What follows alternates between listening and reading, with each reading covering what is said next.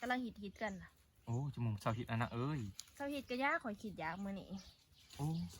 มันหลวกอีข้าวโอ้ยมันยางผ่าผักบัวนะเช่นะอ้าวหมุนเบิดล่ะโอ้ยบึ้งออกไปบึ้งนะบึ้งโอ้ยปวดอะไรคือบอกเอาวันนะพวกคนปลอมพักซี่เน่มาหวานปลูกแค่นี้ดูส่วนยังใช่ผักทงโอ้มาพี่สิไปใส่ล่ะอีนักใส่หวานอยู่ปุ๊โดยปวดเลยมื้ออื่นไปบ่ไปเล่นน้ำข่อยจะไปเที่ยวมื้ออื่นขี้ขาน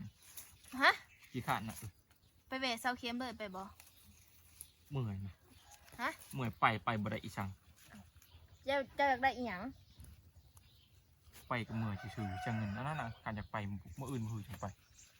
มือจะไปก็พอบ่ได้มื้ออื่นข่อยสิลงไปอยากท่านั้นแล้วกันถ้าว่าจะสิไปสิพาแวะบ่ไปเนาะไปรถนะมาบ่มีเบียไปเสียเงินไปบ่ได้อีหยังแต่อยากได้อีหยังนำเราไปแค่เมียเก่าจะสิอยากได้อีหยังพอแล้วนั่นน่ะเอ้ยทุกคนเอ้ยเก็บลายเก็บดีโอ้ไปกันมีเนี่ยอยากได้เลยเนาะก็ได้เก็บลายเก็บดีอีหลีไหน